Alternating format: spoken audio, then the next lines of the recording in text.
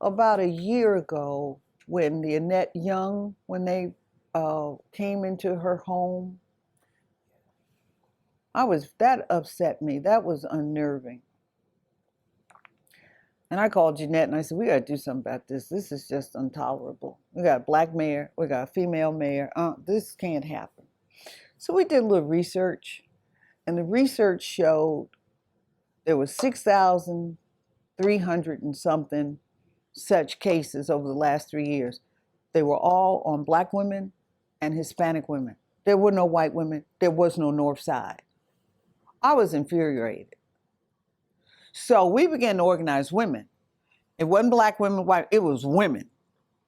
Because if this can happen to this woman, professional woman, social worker, wrong apartment, she's telling you it's the wrong part, it could happen to any one of us. Okay, so I saw it as it unified women, and men didn't touch that. And this was last year, but men didn't touch it.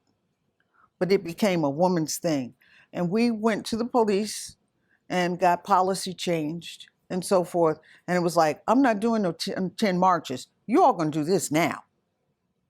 Because now, I got this media tool I can use and I'm gonna beat you up.